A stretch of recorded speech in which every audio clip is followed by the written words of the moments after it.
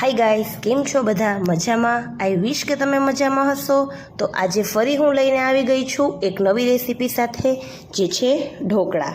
आज सुधी तमे घणा बधा प्रकारना ढोकळाओ खाधा हशे। मेथीना छे, डूंगळीना छे, दूधीना छे, पण आजे आपणे बनावीशुं पालकना ढोकळा एकदम नवी रीतथी। तो बन्या रहो मारी चेनलमां। मारी चेनलमां जो तमे नवा होय तो लाइक करो अने मारी चेनलने सब्सक्राइब करो। तो आपणे आजे आवा सरस मजाना ढोकळा बनावीशुं। तो चालो आपणे एक साथे आगळ वधीए। तो हवे आपणे लीधुं छे पालक। बजारमांथी मैं एकदम फ्रेश पालक लीधुं छे, जेने धोईने प्रोपर सूकवीने राख्युं छे। हवे आपणे पालक जे छे एना नाना नाना टुकड़ाओ करशुं। एक थोड़ा थोड़ा बंचमां लई अने आपणे पालकना प्रोपर टुकड़ाओ करशुं। तमे तेने हाथ वडे पण प्रोपर कट करी शको छो। मैं बधा ज पालकनुं एकदम सरस रीते बधा ज पालकने कापी नाख्या छे। तमे जोई शको छो एकदम कटका पण प्रोपर थया छे। हवे आपणे नेक्स्ट स्टेप पर जशुं। जे नेक्स्ट स्टेप छे, एक तपेलीमां एक बाउलमां लोट लेवानो छे। मैं 2 बाउल लोट लीधो छे। हवे एनी अंदर मैं थोड़ी हींग नाखी छे, हळदर नाखी छे अने पछी नाख्युं छे लाल मरचुं अने धाणा जीरुं अने पछी नाख्युं छे अजमा। अजमा मैं तमने कीधुं एवी रीते वाटीने नाखवाना।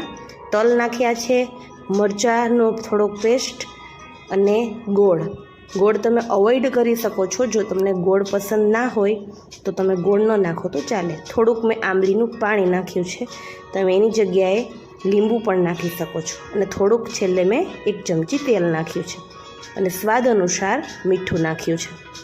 હવે મારે આ બધાને પ્રોપરલી મિક્સ કરવાનો છે। જેટલું વ્યવસ્થિત મિક્સ થશે એટલે દરેક વસ્તુ બીજા સાથે ભળી જશે। જોઈ શકો છો પ્રોપર મેં બધી વસ્તુને મિક્સ કર્યું છે। હવે એની અંદર મારે ધીરે ધીરે પાણી નાખતું જવાનું છે। જેમ જેમ પાણી નાખતી જઈશ તેવી રીતે જે પણ બેટર છે તે ઘટ થતું જશે। હવે આપણે પાણી નાખી અને આખા બેટરને પ્રોપરલી, વધારે પડતું ઢીલું પણ નહીં, વધારે પડતું કડક પણ નહીં, હવે આપણે પ્રોપરલી એને આપણે જે ઢોકળાનો લોટ જે રીતે બાંધીએ છીએ એવો જ આપણે આને પણ બનાવવાનો છે, થોડોક ઢીલો। જોઈ શકો છો, તમને એવું લાગે તો ફરી પાછું તમે પાણી એડ કરી શકો છો। હવે તમારે બધી જ પાલકને ધીરે ધીરે કરતાં આપણા બેટરમાં આપણે નાખશું અને પ્રોપરલી હલાવશું। કમ્પ્લીટલી હલાવ્યા પછી એકદમ જો પેલા બધી જ પાલક છે દરેક બેટર સાથે ભળી જવી જોઈએ અને કમ્પ્લીટલી હલી ગયું છે અને આખા જે પાલકના કણો છે એ આપણા બેટર સાથે મિક્સ થઈ ગયા છે। મારું બેટર તૈયાર થઈ ગયું છે। તો હવે મેં લીધું છે ઢોકળિયાની પહેલી પ્લેટ, એની અંદર મેં તેલ લગાવી દીધું છે અને પછી તેની અંદર નાખ્યું છે મેં તૈયાર કરેલું બેટર। તૈયાર કરેલું બેટર તમે પ્રોપરલી એની અંદર સ્પ્રેડ કરી દો। જો તમારી પાસે ઢોકળિયું ના હોય તો તમે એક તપેલીની અંદર પાણી રાખી અને ઉપર ડીશ રાખી અને સ્ટીમથી તેને પકવી શકો છો, તો પણ ઢોકળા પાકી જશે। હવે મેં પ્રોપરલી જે ઢોકળાની પેસ્ટ હતું એને પ્રોપર મેં એક સમાન રીતે પાથરી દીધું છે, જેથી કરીને એના બધા જ ભાગો સરખા થાય, બરાબર। હવે એની અંદર મેં એડ કર્યા છે તલ। ઉપર જોઈ શકો છો પ્રોપરલી મેં તલ નાખ્યા છે, જે સ્વાદમાં ખૂબ જ યમી લાગે છે। હવે મારે આ પ્લેટને મેં રાખી છે સ્ટીમ કરવા માટે। મેં સ્ટીમર રાખી દીધું હતું, પ્રોપર મેં એનું ઢાંકણું બંધ કરી દીધું છે। 20 થી 25 મિનિટમાં આપણા ઢોકળા બનીને તૈયાર થઈ જશે। આપણે એને ચેક કરવા માટે મેં એક ચાકુની મદદથી ચેક કર્યું છે, ચોટ્યું નથી, એનો મતલબ કે આપણા જે ઢોકળા છે એ પાકી ગયા છે।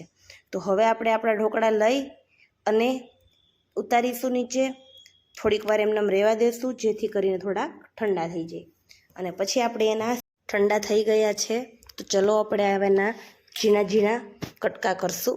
જો તમે ઈચ્છો તો તમે એના મોટા કટકા પણ કરી શકો છો। મેં એકદમ માપના કટકા કર્યા છે।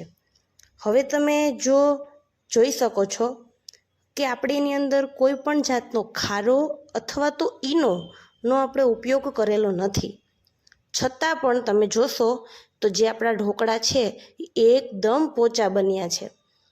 તો આપણે આ જે ઢોકળા છે અને ખાવામાં પણ એટલા સ્વાદિષ્ટ બન્યા છે. જોઈ શકો છો એકદમ પોચા. જો હું ખોલીને પણ તમને બતાવું કેવા છે, એકદમ સરસ મજાના. તો હવે આપણે બધા જ જેટલા પણ ઢોકળા છે એ બધા ઢોકળાને કાઢી લેશું, કારણ કે હવે આપણે નેક્સ્ટ સ્ટેપમાં એનો વઘાર કરશું. તો ચલો, મેં એક સરસ મજાની પેનની અંદર લઈ લીધું છે તેલ. એની અંદર નાખ્યું છે થોડીક રાઈ નાખું છું. રાઈ જેવી ફૂટે એટલે તરત તમારે મરચાં નાખી દેવાના, લીમડો નાખી દેવાનો અને તલ નાખવાના. તલ આપણા ફેવરિટ છે, બરાબર. હવે સરસ મજાના તલ થોડાક લાલાશ પડતા આવે એટલે તમારે એની અંદર થોડુંક, જો તમે ખાંડનું પાણી જ સારું લાગતું હોય તો તમે ખાંડનું પાણી નાખી શકો છો, અથવા તો તમે એને અવોઇડ કરી શકો છો. મેં નાખ્યું છે અને પછી એમાં થોડીક એવી હળદર નાખી અને જેટલા પણ ઢોકળા આપણે કટ કરેલા હતા એ બધા જ કટ કરેલા ઢોકળાને આની અંદર નાખી દેશું. શરૂઆતમાં આપણે એને પ્રોપરલી હલાવશું, ચમચાનો ઉપયોગ નહીં કરીએ. અને ચમચાનો ઉપયોગ જો કરવો હોય તો એકદમ ધીરે ધીરે, જેથી કરીને આપણા જે ઢોકળા છે એ તૂટે નહીં, એનો ભૂકો થાય નહીં. તો પ્રોપરલી ધીરે ધીરે ચમચાનો ઉપયોગ કરી અને ઢોકળાને હલાવીશું. માત્ર 3 થી 4 મિનિટ પકાવ્યા પછી જ આપણો વઘાર એકદમ બેસી ગયો છે.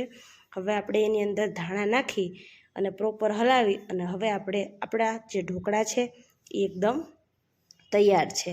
તો તમે જોઈ શકો છો એકદમ પ્રોપરલી અને એટલા સ્વાદિષ્ટ ઢોકળાઓ બન્યા છે કે તમે એક વખત આ રેસીપી ટ્રાય કરશો તો ફરી અને ફરી તમે પાલક લઈ અને આ ઢોકળાની રેસીપી ટ્રાય કરશો.